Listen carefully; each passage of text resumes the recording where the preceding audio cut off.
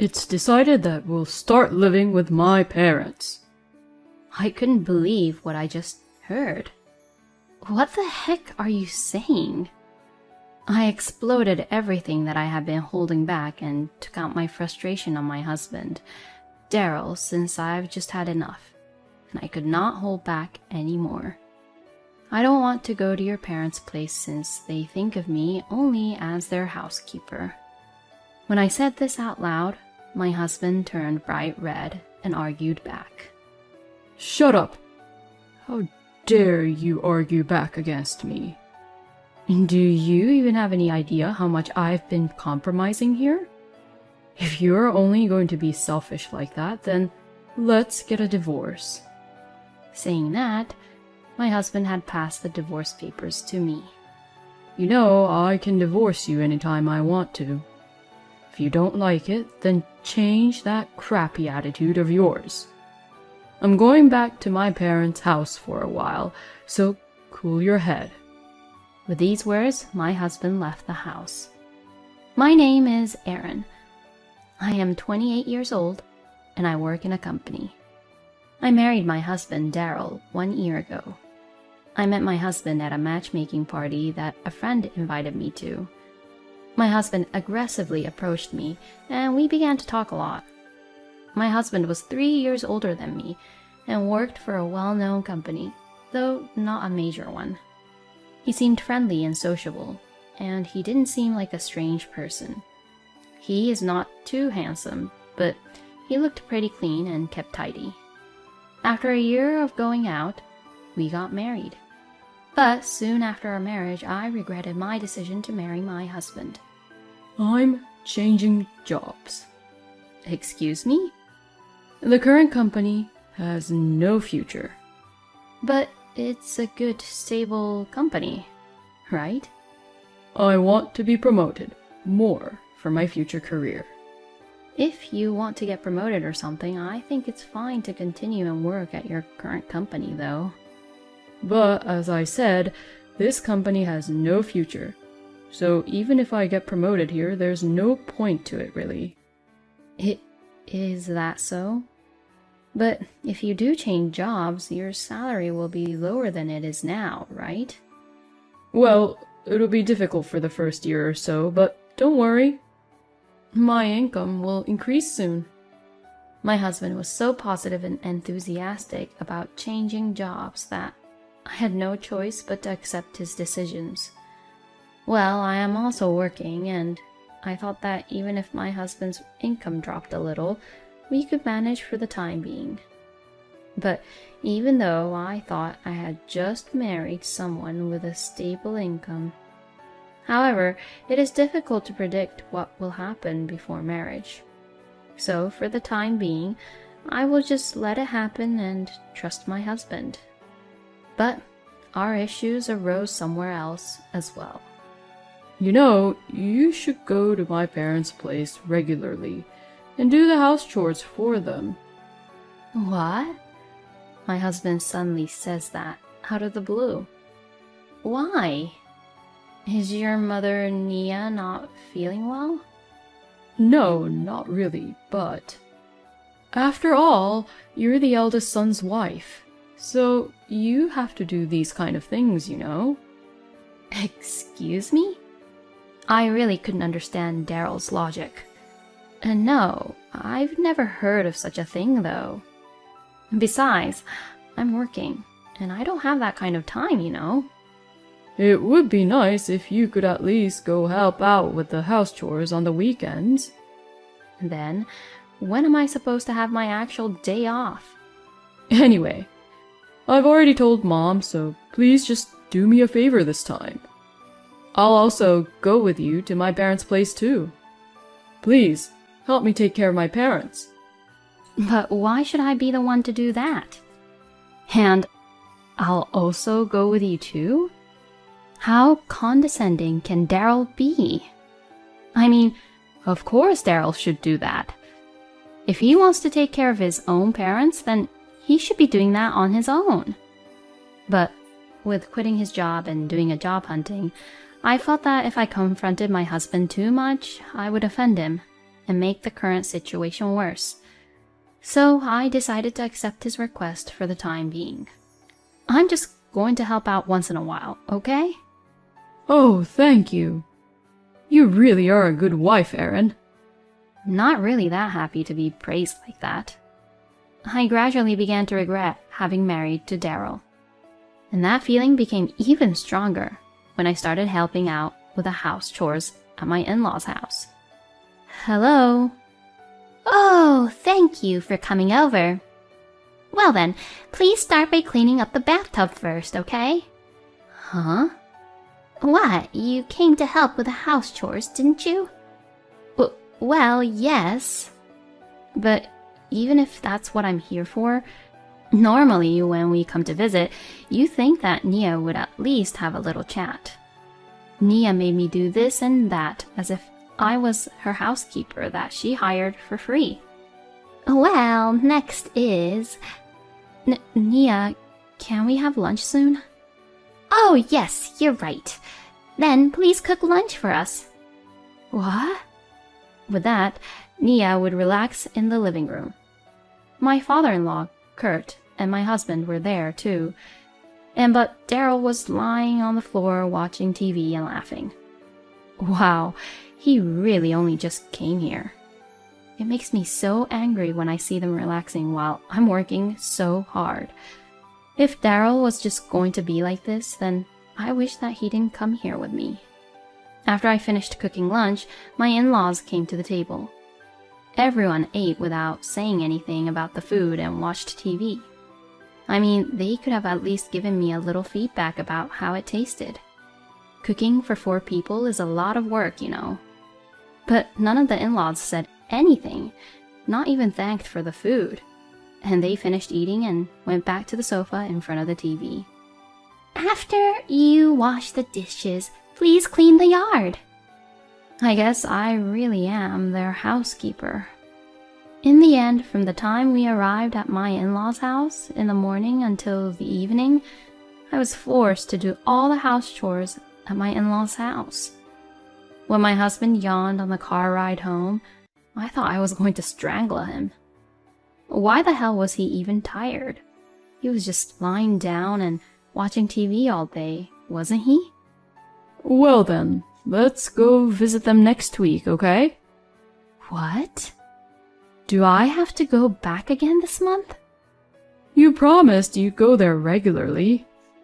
You'll have to go every other week or so to clean the yard and take care of other things around my parents' house. I've been trying to compromise with my parents too, you know. They actually want you to come every week. No way. I will never go there every week. I'm not your parents' housekeeper, you know. There's no way I could visit them that frequently. But you promised me. Are you trying to break the promise? I didn't expect to do such a tremendous amount of house chores, you know. Then just once a month. Wow. Daryl's just selfish. And that's endless, huh? But it seemed that my husband would never give in to further arguments. So I agreed to go to my parents-in-law's house to help out with the house chores on the condition that it be done once a month. After that, my frustration with my husband continued to build up. But I didn't want a divorce right away. We had been married less than 6 months at this point. Even though we are husband and wife, we are still strangers to each other. So we need to understand each other and try to work it out and compromise a bit more. I tried to meet my husband's requests as best as I could. But I also tried to speak up when he was being unreasonable. I believe that by speaking up each time, my husband would gradually come to understand my feelings and thoughts. And now 1 year passed since we got married. But the situation did not change much. Rather, I became depressed than before. My husband's salary remained the same, and he was the one who said that his income would increase in no time. And the same goes for helping out at my in-laws' house. My in-laws seem to think it's just normal for me to help them, so they say, "Well, please do it," and even leaves me on my own at their home on a trip. I don't know if it's on purpose, but whenever I go to clean their house, there is always an unbelievable amount of laundry. My husband would say, I'm staying at home. and he doesn't even come over to my parents-in-law's house anymore when I go there. I felt extremely frustrated and wondered why I had to clean someone's house on my day off when no one was at home. Some might say that if there's no one to watch over you, why don't you just skip it? But when Nia comes home, she checks everything and gets extremely angry if she finds even the slightest thing wrong. My husband is still the same, and my life has not changed one bit, but rather it has gotten worse. When the word divorce began to cross my mind, my husband said something outrageous. It's decided that we'll start living with my parents. At the earliest, we'll move in with them by the beginning of next month. I couldn't believe what I just heard. Excuse me? What the heck are you saying? Because that's convenient, isn't it? Convenient for what? You can focus on house chores. Plus, you used to help out a lot, so you're used to doing house chores in that house, right? It doesn't cost you rent too, so it's only an advantage. No, it's only a disadvantage for me. I exploded everything that I have been holding back and took out my frustration on my husband, Daryl, since I've just had enough, and I could not hold back anymore. You are so selfish. You didn't even ask me if I wanted to live with your parents, but you decided it on your own? You don't even listen or try to ask for my opinion? Besides, it's not like I was helping your parents out with the house chores. It's more like I was doing all their house chores for them. I don't want to go to your parents' place since they think of me only as their housekeeper. And what you said about your salary going up is just ridiculous. Who said that your salary would increase in a year? It's not increasing at all. If I continue like this and keep on believing your convenient words, then I can't keep on going on like this anymore. When I said this out loud, my husband turned bright red and argued back. Shut up! How dare you argue back against me? Do you even have any idea how much I've been compromising here? If you're only going to be selfish like that, then let's get a divorce. Daryl said angrily and left the house. And about 2 hours later, he got back home, but he was smirking at me. I'm being serious, you know. Saying that, my husband had passed the divorce papers to me. My husband has signed all his parts. I guess it seems like he also showed this to his parents already.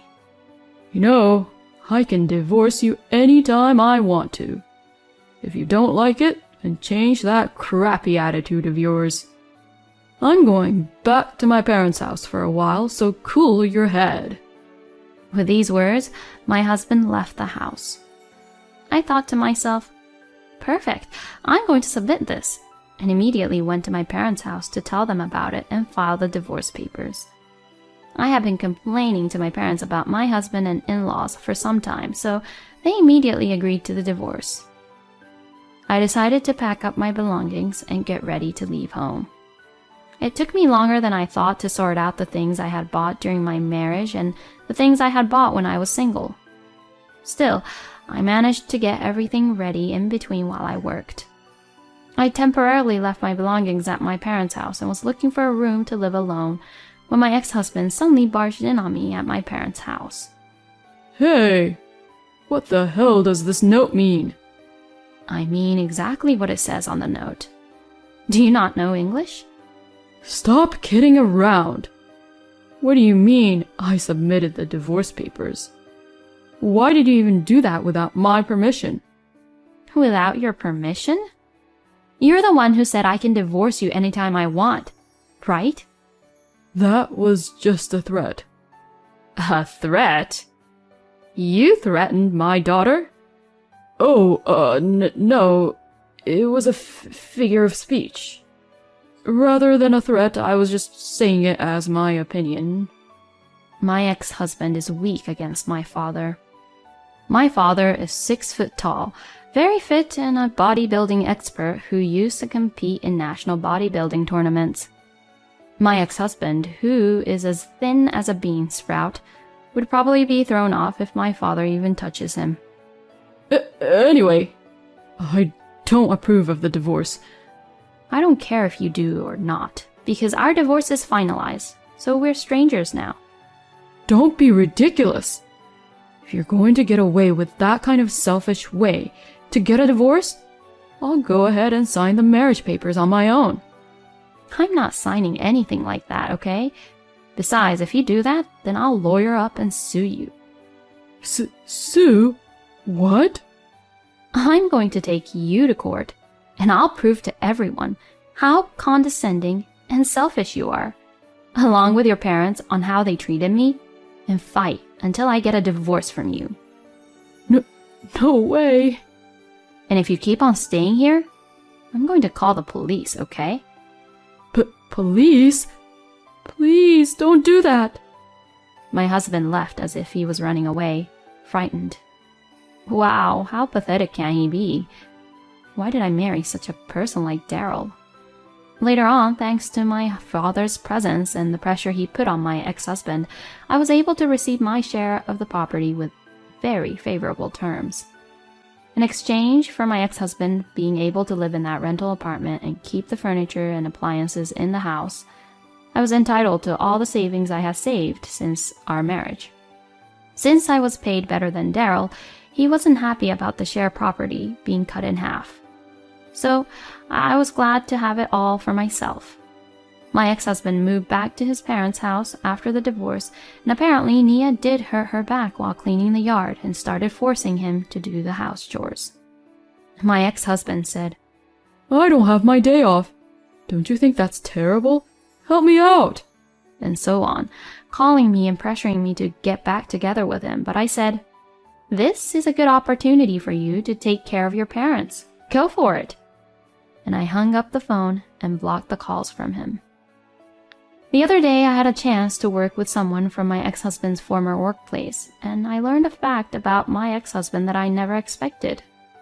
It seems that my ex-husband was not good at his job at all, and he was so useless that even his colleagues were promoted ahead of him. I was convinced that this was why Daryl had changed jobs. It seems that he thought he could get ahead in his career if he went to another company without realizing his lack of ability. He really is a hopeless person.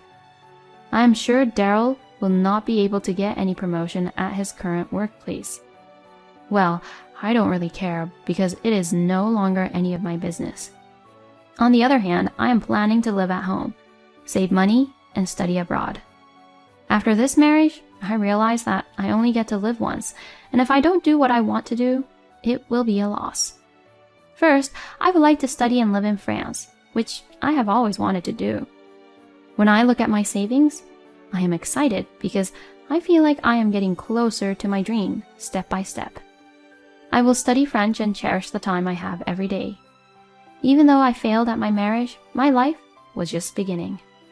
Thank you for watching until the end. Please subscribe to our channel. We hope to see you in our next video.